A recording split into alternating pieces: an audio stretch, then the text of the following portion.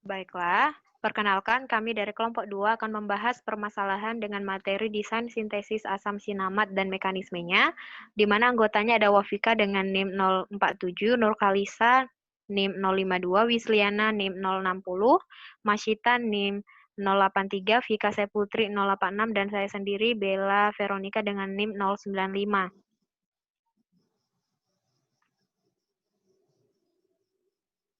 Next.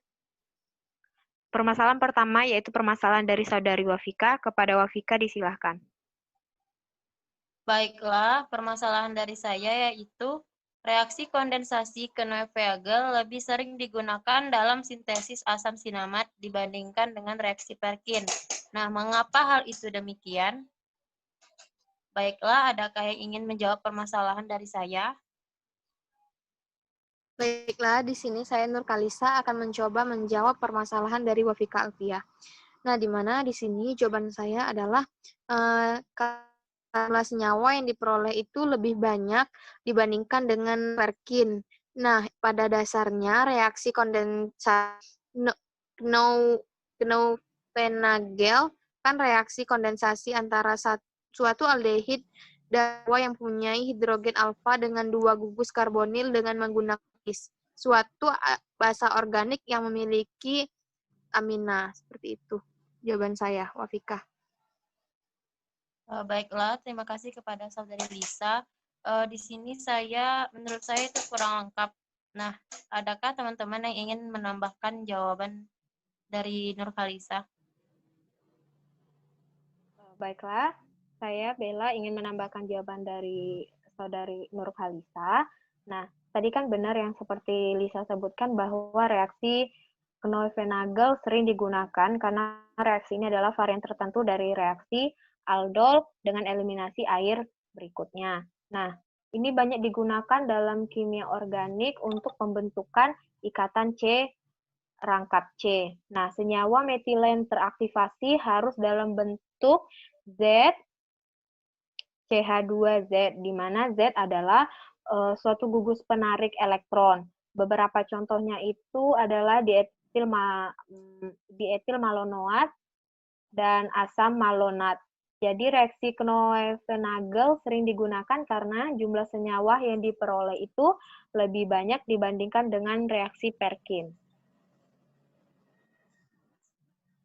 Baiklah, terima kasih kepada saudari Bella dan saudari Lisa. Di sini saya akan menyimpulkan di mana reaksi Knoevenagel itu sering digunakan karena reaksi ini adalah varian tertentu dari reaksi aldol dengan eliminasi air berikutnya. Ini banyak digunakan dalam kimia organik untuk pembentukan ikatan C rangkap 2C. Nah, senyawa metilen teraktivasi harus dalam bentuk Z CH2Z, di mana Z adalah gugus penarik elektron. Beberapa contohnya adalah dietil malonat dan asam malonat. Jadi, reaksi Knoevenagel sering digunakan karena jumlah senyawa yang diperoleh itu lebih banyak dibandingkan dari reaksi Perkin. Terima kasih. Lanjut kepada permasalahan yang kedua.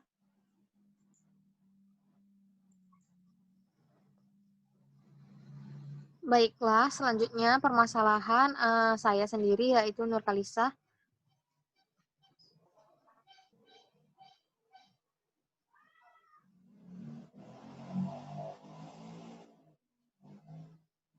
Selanjutnya yang kedua.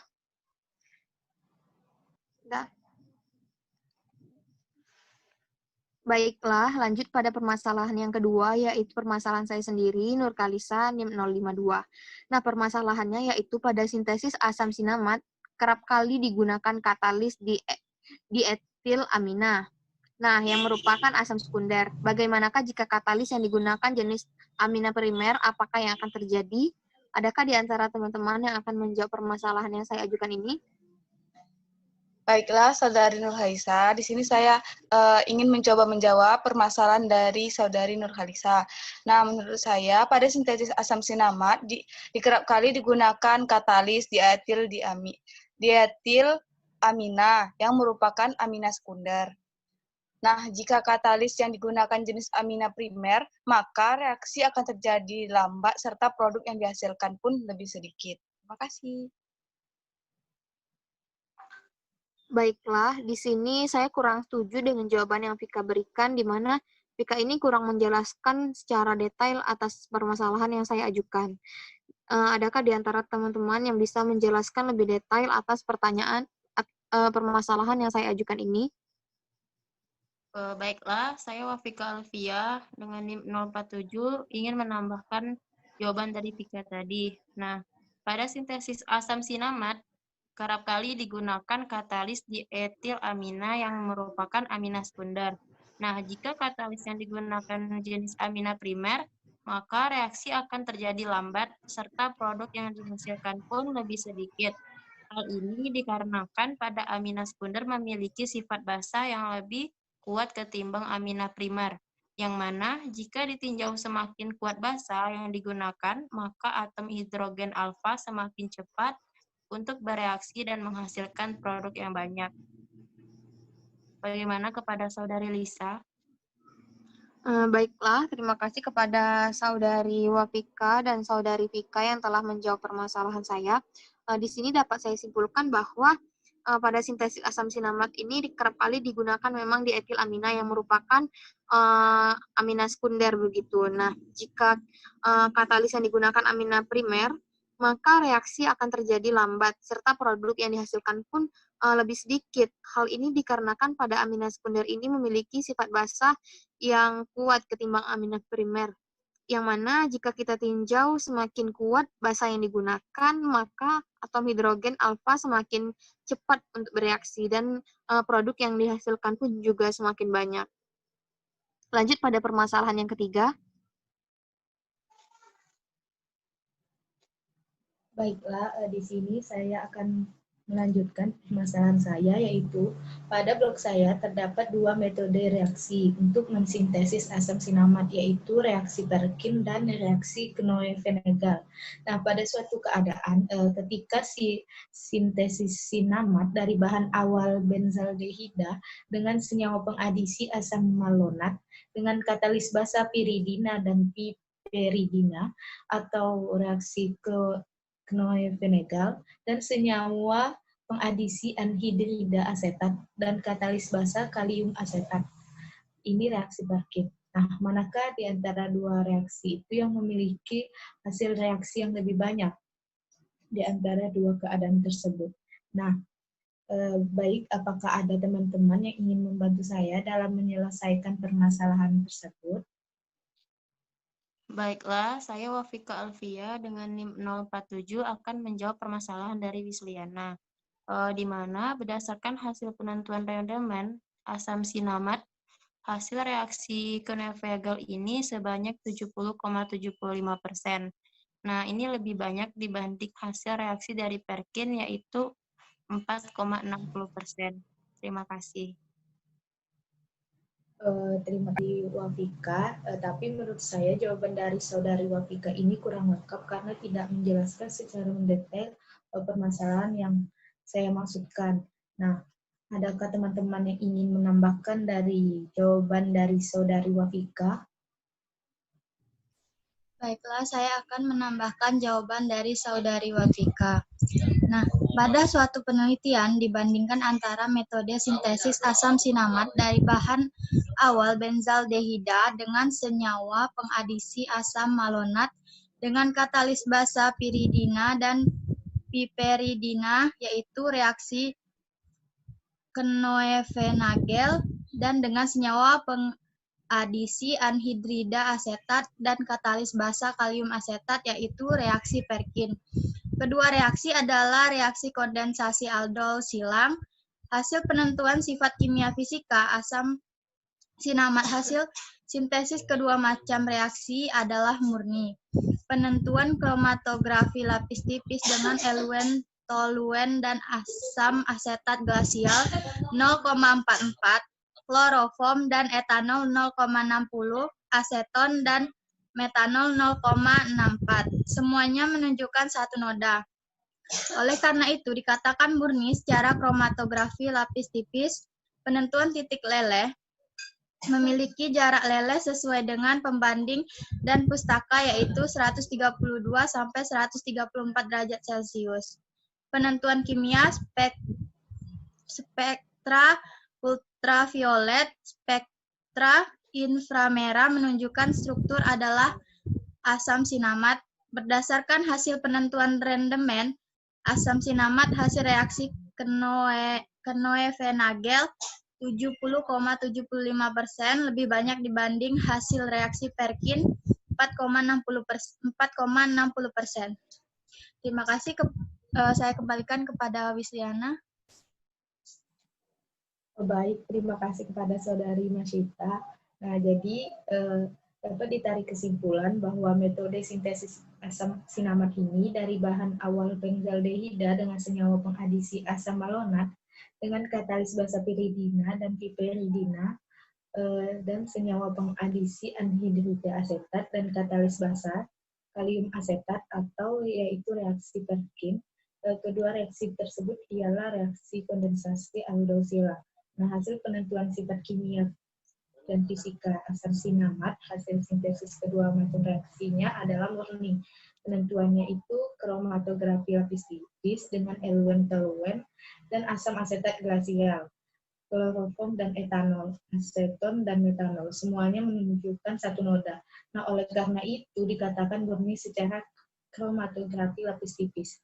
Penentuan titik lelehnya memiliki jarak leleh sesuai dengan pembanding dan pustaka, yaitu 132 sampai 134 derajat Celcius. Penentuan kimia spektra ultraviolet, spektra inframerah menunjukkan struktur adalah asam sinamat. Nah, berdasarkan hasil penentuan rendemen asam sinamat, hasil reaksi Knoevenagel yaitu 70,75% lebih banyak dibanding hasil reaksi Perkin, yaitu 4,60%. Terima kasih. Baik, selanjutnya yaitu disilakan. Baiklah, berikutnya adalah permasalahan dari saya, yaitu apa yang terjadi jika sintesis asam sinamat dilakukan berdasarkan reaksi kondensasi Knoevenagel antara benzaldehida dan asam malonat dengan katalis dietilamina. Apakah ada teman-teman yang ingin menjawab permasalahan saya? Disilahkan.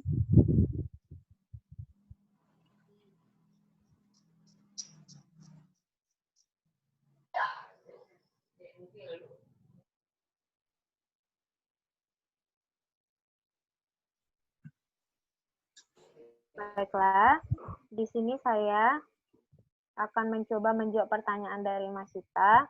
Nah, benzaldehida itu merupakan senyawa golongan aldehida, sedangkan asam malonat itu suatu senyawa yang mempunyai suatu hidrogen alfa yang terletak di antara dua gugus karbonil.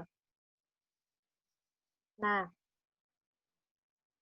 penggunaan katalis dietilamina untuk mempercepat reaksi yang terjadi. Dietilamina akan mengekstraksi suatu proton alfa dari asam malonat sehingga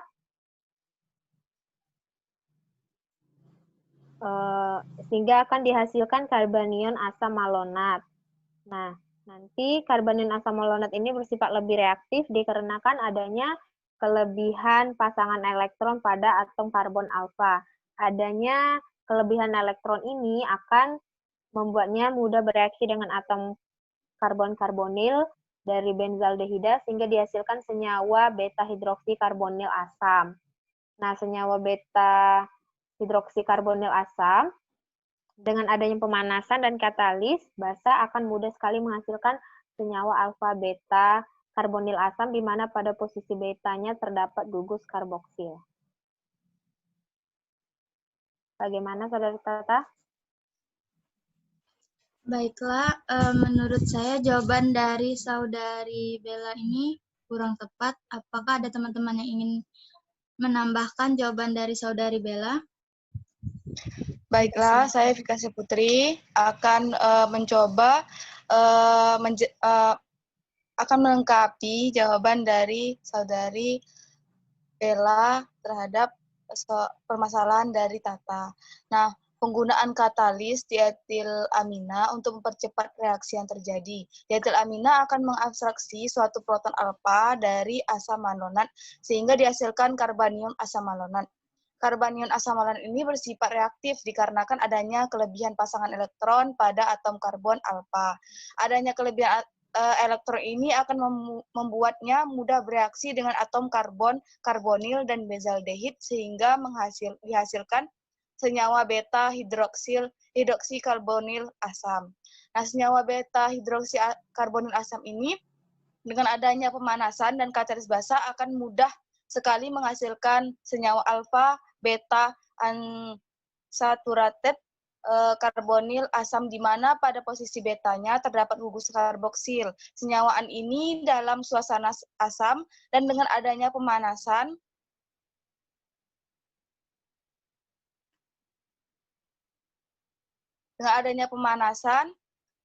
akan mudah mengalami dekarboksilasi yang ditandai dengan terbentuknya gelembung gas karbon dioksida pada larutan sehingga akan dihasilkan asam malonat.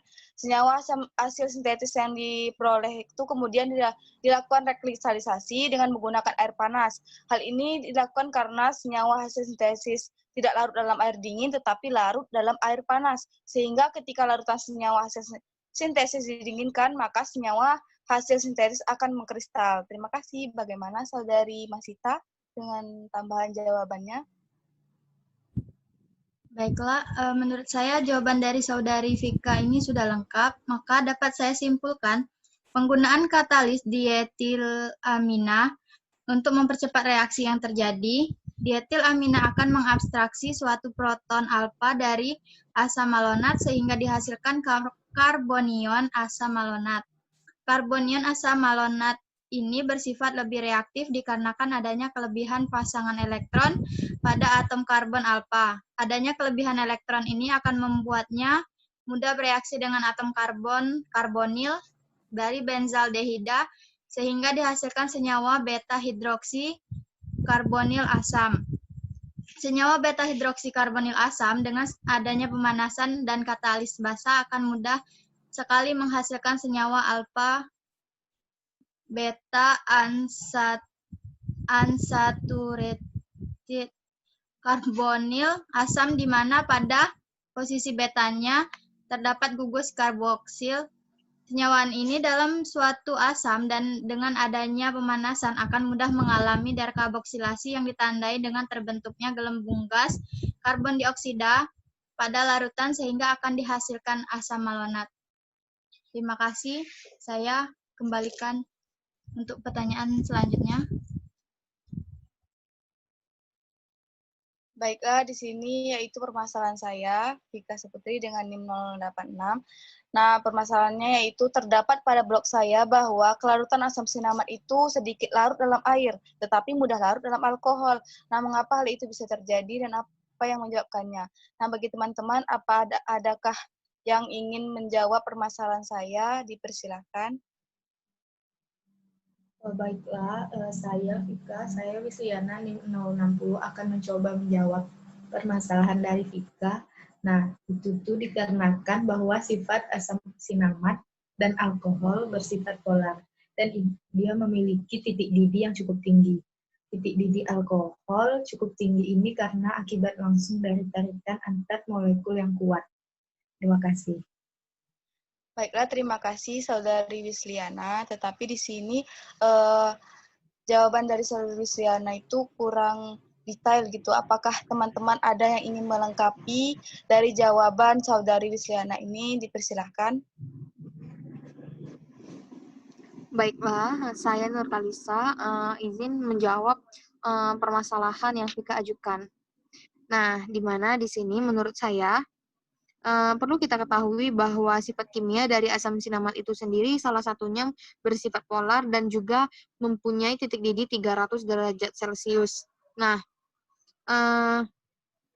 mengapa di sini dikatakan bahwa kelarutan asam sinamat mudah larut dalam alkohol? Hal ini dikarenakan alkohol itu juga polar.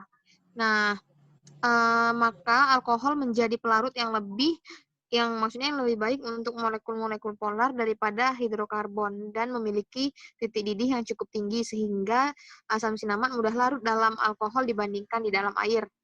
Nah, ingat bahwa titik didih adalah jumlah energi yang dibutuhkan untuk memisahkan molekul layar dari molekul berikutnya. Nah, ketika dalam suatu molekul berikutnya melekat pada molekul dalam bentuk ikatan hidrogen, energi yang diperlukan untuk memisahkan ikatan itu. Bagaimana, Saudari Vika? Baiklah, terima kasih kepada Saudari Wisliana dan Saudari Nurhalisa. Nah, di sini dapat ditarik kesimpulan bahwa perlu kita ketahui sendiri kan bahwa sifat kimia dari si asam sinamat ini yaitu salah satunya itu bersifat polar. Nah, juga mempunyai titik didih yang tinggi yaitu 300 derajat Celcius. Nah, mengapa dikatakan bahwa kelarutan asam sinamat ini mudah larut dalam alkohol? Itu karena sifat alkohol itu juga polar. Nah, maka alkohol ini menjadi pelarut yang lebih baik untuk molekul-molekul polar daripada hidrokarbon. Nah, dan memiliki titik didih yang juga cukup tinggi sehingga asam sinamat mudah larut dalam alkohol dibandingkan dalam air. Nah, kita ingat lagi bahwa titik didih itu yaitu jumlah energi yang dibutuhkan untuk memisahkan molekul layar dari molekul berikutnya. Nah, ketika dalam suatu molekul berikutnya melekat pada molekul dalam bentuk ikatan hidrogen. Nah, energi dibutuhkan atau diperlukan itu untuk memisahkan ikatan tersebut. Nah, terima kasih. Saya kembalikan ke permasalahan selanjutnya.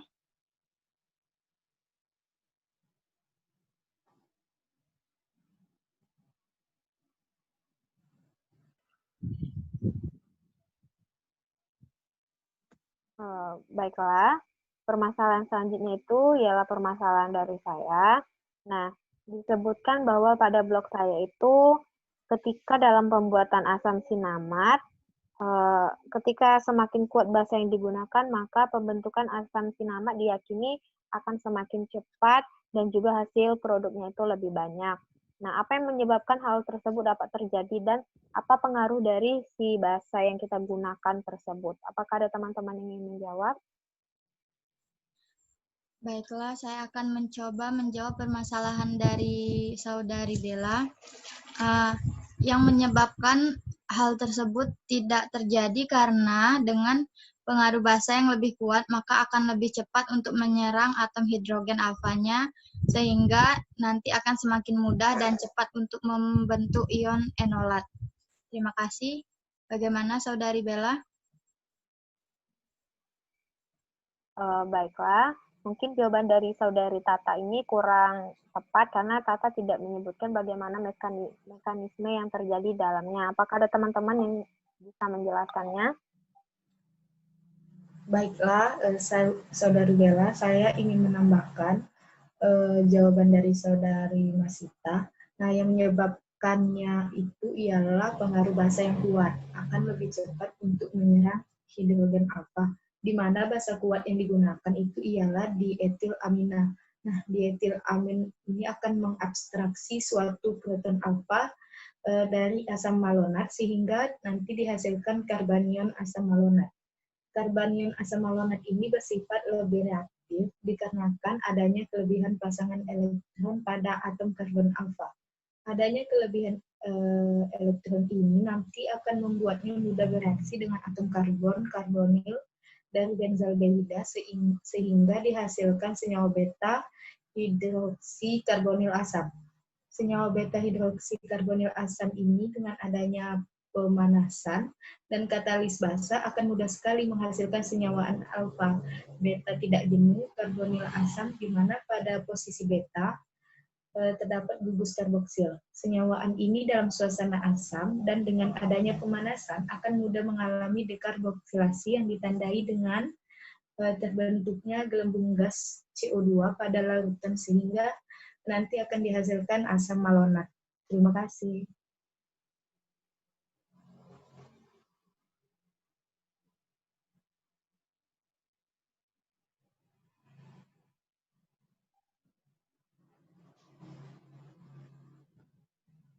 Jadi, terima kasih kepada jawaban Saudari Masita dan juga Wisliana.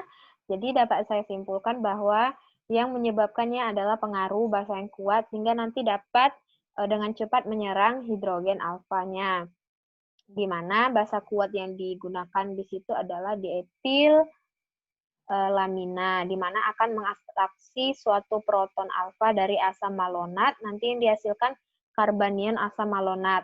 Nah, nanti karbanion ini dapat juga membentuk beta karbanion dan juga nanti dapat mengalami dekarbolisasi ditandai dengan terbentuknya gelembung gas karbon dioksida pada larutan dan nanti akan dihasilkan asam malonat yang lebih banyak.